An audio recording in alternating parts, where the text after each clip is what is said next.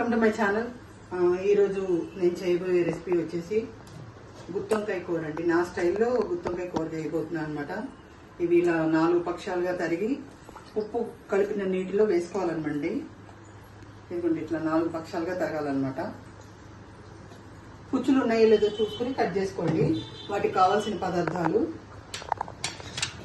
ఒక చిన్న సైజు ఉల్లిపాయ, ఒక చిన్న సైజు టమాటో, తాలింపు దినుసులు, కరివేపాకు, పచ్చిమిర్చి, కొత్తిమీర.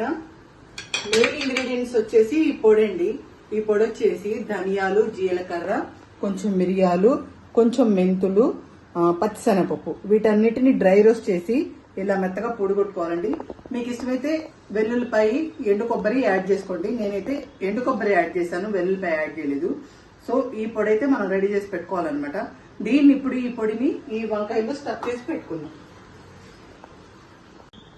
చూసారా, ఇప్పుడు దీన్ని ఇలా స్టఫ్ చేసి పెట్టేసుకుందాం. 4 వైపులా స్టఫ్ చేసి పెట్టుకోవాలండి. చాలా బాగుంటుంది కూర. రోటీస్లోకి, అన్నంలోకి, సాంబార్ కానీ రసం కానీ పెట్టుకున్నప్పుడు సైడ్ డిష్గా ఉపయోగపడుతుంది అనమాట. మా పిల్లలకి బాగా ఇష్టం. సో ఇట్లా మొత్తం అన్ని కాయలు స్టఫ్ చేసి పెట్టేసుకోవాలండి.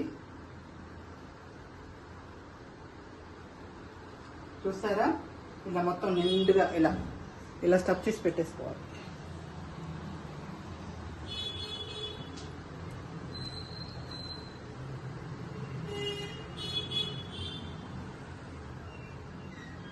ఇక చూసారా, మొత్తం ఇలా స్టఫ్ చేసి పెట్టేసుకోవాలండి. చూసారు కదా, మొత్తం ఇలా స్టఫ్ చేసి పెట్టేసుకోవాలన్నమాట. ఇలా స్టఫ్ చేసి పెట్టేసుకోవాలి.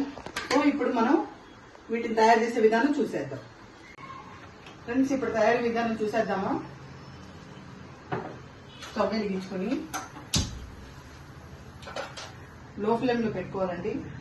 ఆయిల్ పోసాను, కూరకు తగినంత ఆయిల్ పోసాను. ఆయిల్ హీట్ అవ్వగానే మనం తాలింపు దినుసులు వేసుకుందాం.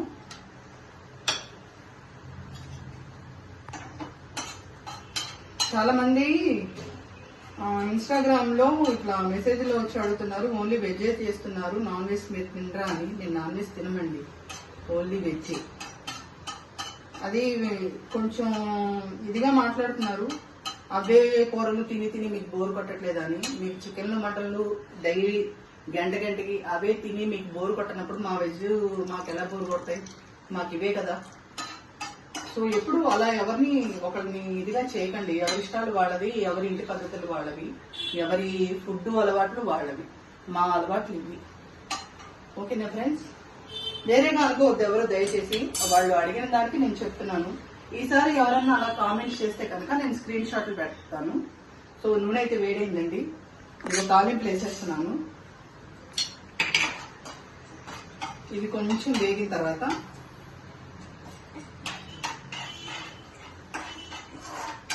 ఇంకేంటి ఫ్రెండ్స్, మీలో ఎంతమందికి ఇట్లా గుత్తొంకాయ కూర, సాంబార్ ఆర్ రసం పెట్టుకుని తింటే చాలా బాగుంటుంది.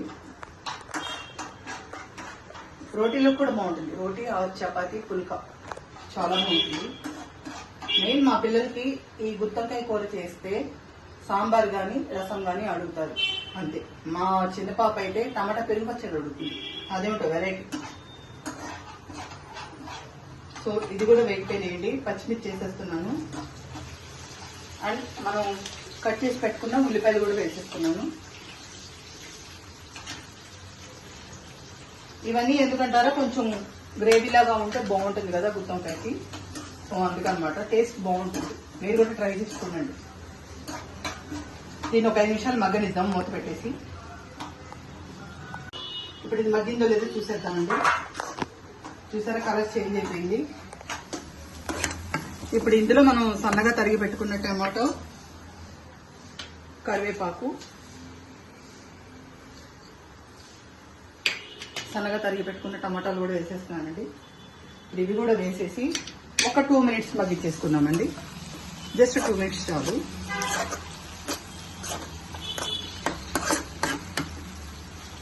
మగ్గించేసుకున్నాం. ఇప్పుడు ఇది మగ్గిందో లేదో చూసేద్దామండి.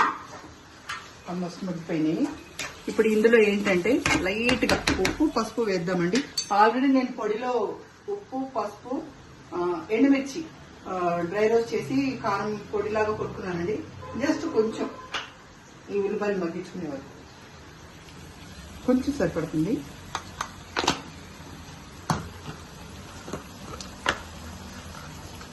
కొంచెం పసుపు అంతే చాలు, సరిపోతుంది.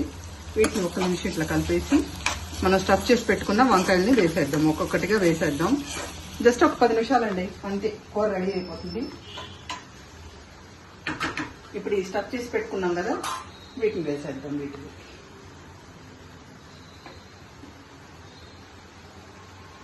ఈ కర్రీ చేసినట్టు మా పిల్లలకి తెలియదు, సర్ప్రైజ్ అన్నమాట. చూడాలి వాళ్ళ మొహాలు ఎలా వెలుగుతాయో చూడాలి. చాలా ఇష్టంగా తింటారండి మా పిల్లలు. మా అబ్బాయి తినడు, మళ్ళీ వంకాయ మా అబ్బాయి తినడు, మా ఇద్దరు పాపలు తింటారు. ఒక్క 10 నిమిషాలు దీన్ని మగ్గిద్దామండి. మూత పెట్టేసుకుని మగ్గించేసుకుంటాం. చూసేద్దామండి. చూసారా, ఈ మాత్రం మగ్గిపోయింది. ఇలా మగ్గాలన్నమాట. ఈ మగ్గిన తర్వాత మనం మిగిలిన స్టఫ్ చేయంగా మిగిలిన పొడి ఉంటుంది కదండి, ఈ పొడి కూడా వేసేస్తున్నాను.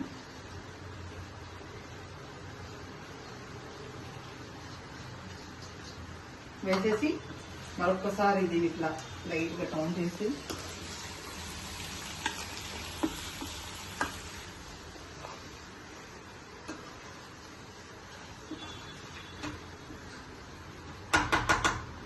ఇప్పుడు దీనిలో కొంచెం వాటర్ యాడ్ చేద్దామండి. జస్ట్ కొంచెమే, ఎక్కువ అక్కర్లేదు, కొంచెం సరిపోతుంది. మరొక 5 నిమిషాలు మగ్గించేసుకుందాం. ఇంకా అంతే.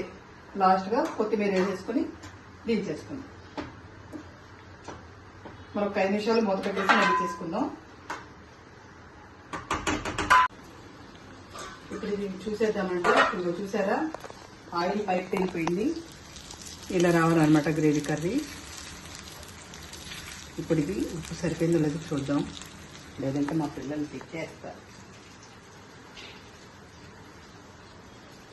కొంచెం ఉప్పు పడుతుంది.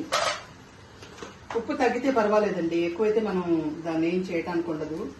నేనైతే కొంచెం ఉప్పు వేస్తున్నాను. అలాగే కట్ చేసి పెట్టుకున్న కొత్తిమీర,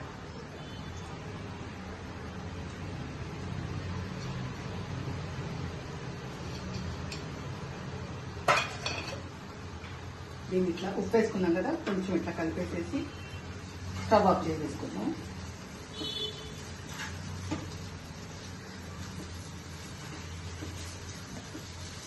ఇప్పుడు దీన్ని స్టవ్ ఆఫ్ చేసేసుకుని సర్వింగ్ బౌల్లోకి తీసేసుకుందాం.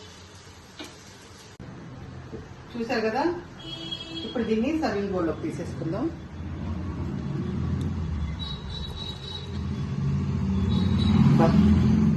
వాసన గుమ్మ గుమ్మలాడుతుందండి గుత్తొంకాయ కర్రీ.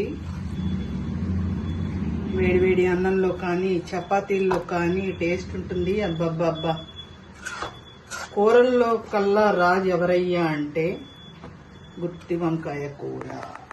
వంకాయ అని చెప్తారు కదండి, చాలా బాగుంటుంది అనమాట. మీరు కూడా ట్రై చేసి చూడండి.